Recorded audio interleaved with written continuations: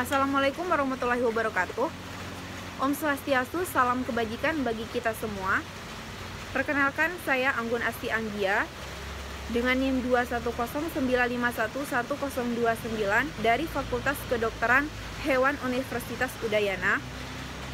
Video ini merupakan tugas dari mata kuliah Bakteriologi dan Mikologi dengan dosen pengampu Bapak DRH IGK Suarjana MP. Pada kesempatan ini saya akan memaparkan materi terkait morfologi dan struktur sel bakteri.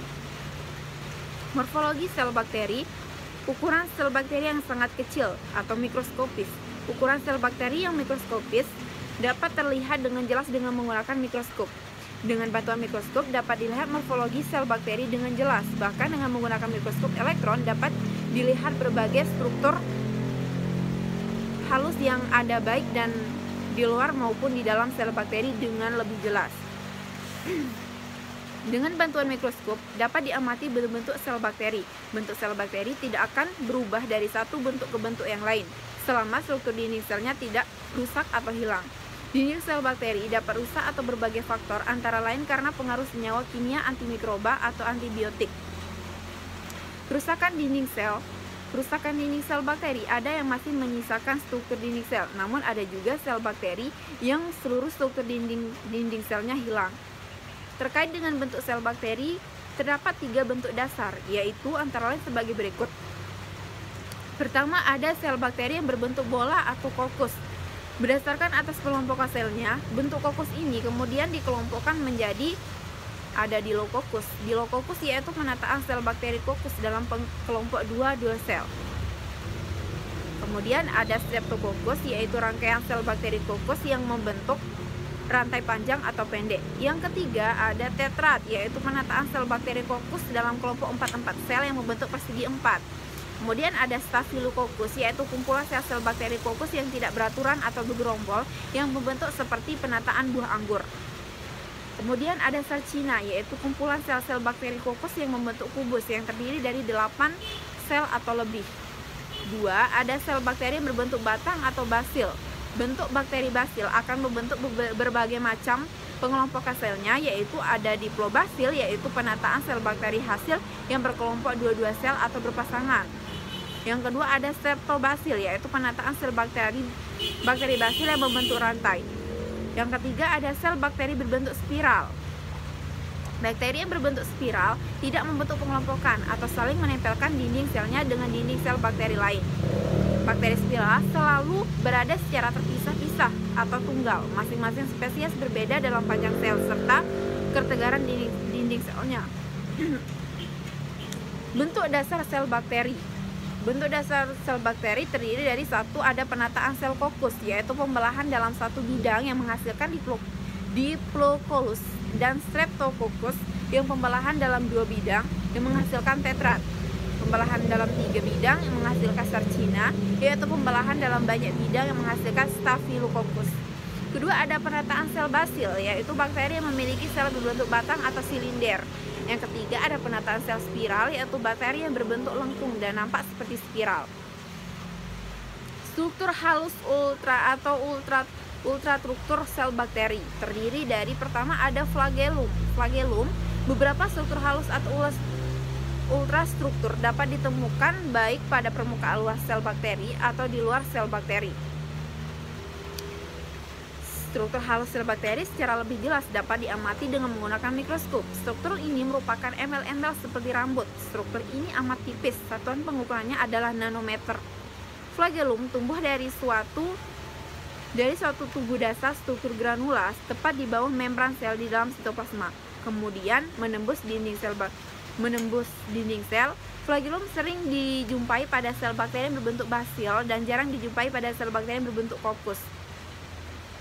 Ada beberapa macam penataan flagella pada sel bakteri, yaitu ada flagellum monotrik yaitu hanya terdapat pada satu flagellum pada sel bakteri dan letaknya pada salah satu ujung selnya atau polar. Kemudian ada flagella lapotrik atau lupus, sekumpulan trikus atau rambut, yaitu terdapat sekumpulan flagella rambut yang terdiri dari 2 atau lebih flagella dan terletak pada salah satu ujung sel bakteri atau polar. Yang ketiga ada flagella amphitrich, yaitu terdapat satu flagellum atau skupula flagella yang masing-masing terletak di kedua ujung selnya.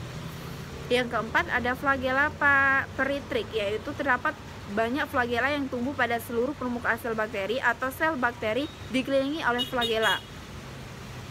Kemudian kedua ada pili dan fibriae. Fibriae atau tunggal dapat terjadi pada kutub sel bakteri atau dapat secara merata terdistribusi pada permukaan sel bakteri. Fibriae berjumlah sedikit sampai beberapa ratus buah per sel bakteri. Fibriae berperan lebih ke perlekatan antara satu sel dengan bakteri yang lain dan ke suatu permukaan. Sedangkan pili atau tunggal atau pilus ini biasanya lebih panjang dari fibriae dan jumlahnya hanya 1 atau 2 buah per sel bakteri. Beberapa pili digunakan untuk membawa bakteri bersama-sama yang memungkinkan transfer DNA dari satu ke sel yang lain, yang mana proses ini dinamakan konjugasi. Yang ketiga ada kapsul. Kapsul yaitu sel bakteri penting sebagai bahan pelindung sel bakteri. Selain itu juga kapsul berfungsi sebagai gudang makanan cadangan bagi sel bakteri. Bagi bakteri penyebab penyakit tertentu, kapsul menambah kemampuan bakteri tersebut untuk menginfeksi makhluk hidup lain. Bila bakteri tersebut kehilangan kapsulnya, maka akan kehilangan juga virulensinya atau kemampuan menginfeksi. Pada bagian dalam dinding sel bakteri terdiri atas struktur halus. Struktur halus sel bakteri tersebut antara lain: 1. Ada membran sitoplasma. Struktur membran sitoplasma berada di sebelah dalam dari dinding sel. Membran sitoplasma penting untuk mengendalikan lalu lintas substansi kimiawi dalam larutan masuk ke dalam dan keluar sel. Substansi dapat melewati membran sitoplasma. Membran atau selaput sitoplasma memiliki beberapa fungsi, antara lain sebagai berikut. 1. Permeabilitas sebagai permeabilitas selektif dan pengangkutan larutan. 2. Pengangkutan elektron dan fosforilisasi oksidatif. Yang ketiga, pengangkutan eksoenzim hidrolitik. Yang keempat, berlaku sebagai tempat enzim dan molekul pembawa yang berfungsi dalam biosintesis DNA, polimer dinding sel, dan lipid selaput. Kemudian mengandung reseptor dan protein lain dari sistem kemotaksis. Kedua ada mesosum. Mesosum merupakan struktur di mana membran sitoplasma yang melipat ke dalam invaginasi sitoplasma. Struktur ini terbelit-belit yang dinamakan mesosum. Menurut Fraser et al. 1988 bahwa struktur mesosum selalu sinambung dengan membran sitoplasma. Mesosum berfungsi dalam sintesis dinding sel dan pembelahan nukleus sel bakteri. Yang ketiga ada ribosum. Ribosum merupakan tempat biosintesis protein. Ribosum terdapat baik pada prokariotik maupun sel eukariotik yang berfungsi sebagai tempat sintesis protein. Menurut Tortora et al. 2010 bahwa ribosum disusun oleh 2 subunit. Setiap subunit mengandung protein dan sebuah tipe dari RNA yang disebut dengan ribosomal RNA.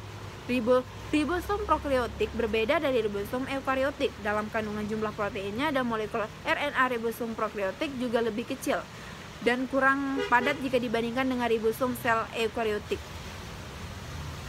Yang keempat ada daerah nukleus, yaitu bahan nukleus DNA yang terikat pada sistem mesosum sitoplasma.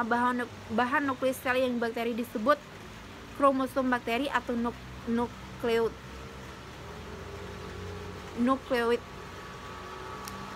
Yang kelima ada inklusi sitoplasma, yaitu substansi kimia yang menumpuk dan membentuk granul seperti globul di dalam sitoplasma. Struktur ini disebut dengan tubuh inklusi. Kemudian yang keenam ada spora. Beberapa spesies bakteri mampu menghasilkan spora di luar sel vegetatifnya atau exospora atau di dalam sel vegetatif endospora. Spora berada dalam keadaan dorman atau tidur pada keadaan lingkungan yang sesuai dengan faktor pertumbuhan selnya, keadaan lingkungan yang membaik bagi pertumbuhan bakteri. Spora dapat tumbuh lagi menjadi bentuk sel vegetatif. Exospora merupakan spora eksternal. Tidak semua bakteri memiliki exospora. Contoh kuman yang menghasilkan exospora adalah Streptomyces viridochromogens. Proses pembentukan exospora sama dengan proses pembentukan spora pada cendawan. Endospora hanya terdapat pada sel bakteri. Spora jenis ini mulai terbentuk pada fase pertumbuhan logaritmik. Ukuran diameter endospora bervariasi. Ada endospora yang memiliki ukuran diameternya lebih besar dari sel vegetatif, ada yang lebih kecil dari sel vegetatifnya. Berikut referensi sumber yang saya ambil. Sekian dan terima kasih. Assalamualaikum warahmatullahi wabarakatuh.